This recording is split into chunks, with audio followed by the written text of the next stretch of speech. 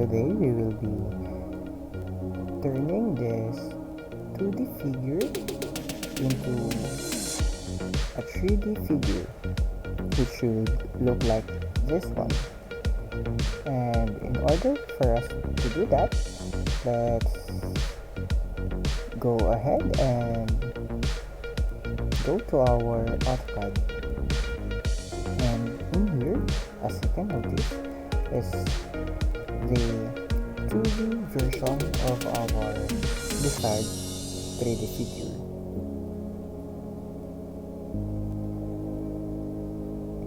However, this 2D version will not be used fully,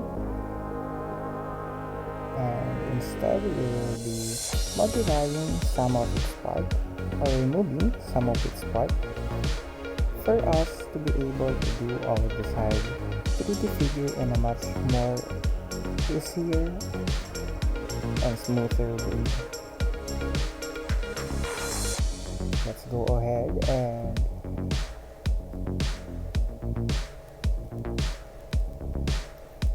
delete all the dimensions that is already in our 2D figure.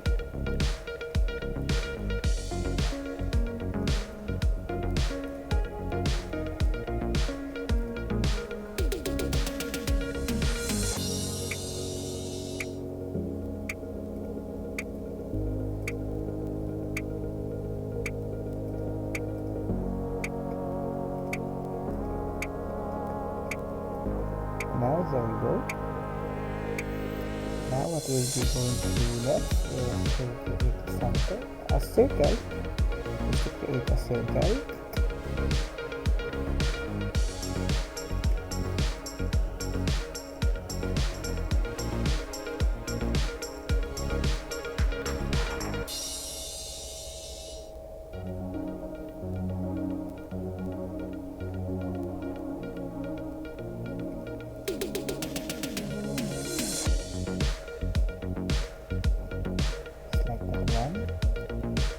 And then click the teeth of our view,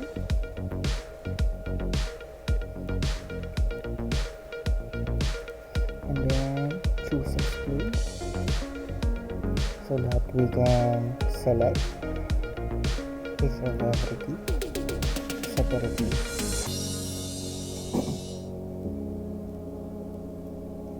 Now all we need to do is remove all the existing teeth and just leave at least 2 to serve as our reference.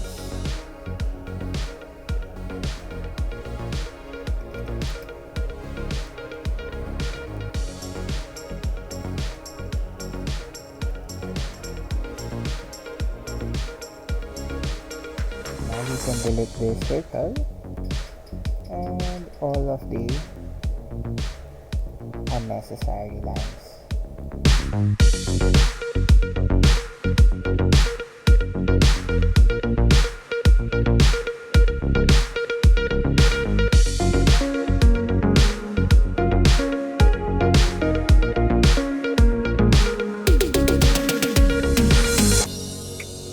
now there we go, we have our reference on making our 3D version. Now what shall we do next is to change our model view from top to SW isometric. At this point we can use the press pull command by accessing this part of the ribbon, and then choose press pull, or simply we can just start press pull,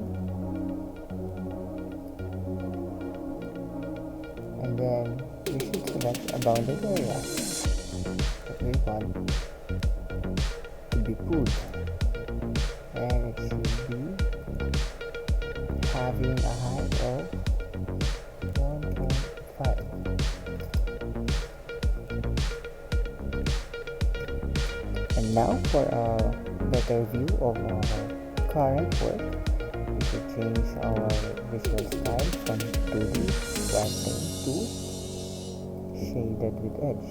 And as you can see, this is our pulled part of our figure. Now we can move on and apply again the brush tool command on the next circle. This time it should be 1.35. However, this particular edge should be modified through the use of chamfer edge. We should select our targeted edge, which is this one, and then here on we should click the distance and set the distance 1 and distance 2 to 0.25.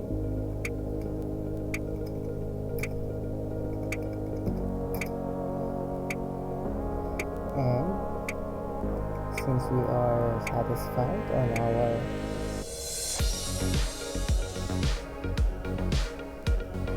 final outcome on a modified edge, we can just tap the enter twice, and there we go. That is the outcome of the chamfer edge.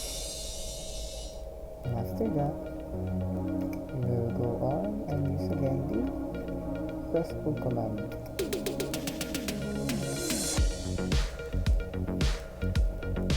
And this bounded area should have a height of 1.1.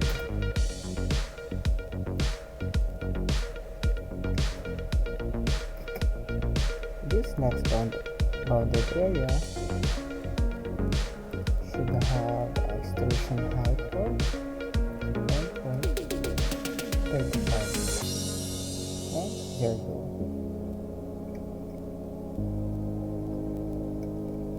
However, we should again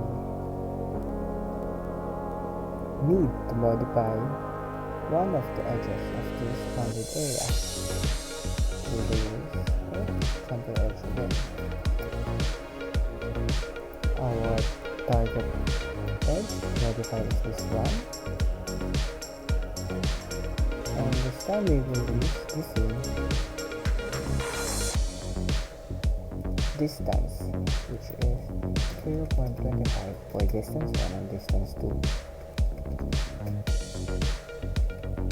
Then after that, we can just tap again the enter twice, and it should look like this one. Now we can proceed on press pulling the last bounded region, which is this one. Just select the targeted bounded area and specify its extrusion height, which is 1.5. And now we should work on with the teeth of our view. And to start, we should first move this one by typing M for move command. Then select the object we want to move. Then we should specify its base point, and we should move it until it's tangent to the outer circle. And there we go. Now that we have this kind of figure, all we need to do is apply the left command.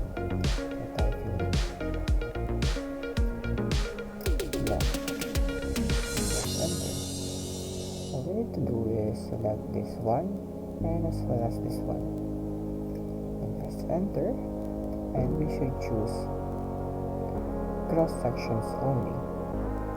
And there we go. We have 1, 2 for our view. And to finalize the teeth portion of our view, we should apply our command type AR on this tooth of the gear. Then select it and then press enter. And for the array type, we should choose the polar, and we need to specify the center point of array. And on this case, it is the center of the gear. And there you go. As you can see, it is not the number of teeth that we want. Therefore, we should change the items from 6 to 28. Press enter. And again, press enter to exit. Okay. To finalize this, we should use the union command. Then select all and press enter. And this is our final output.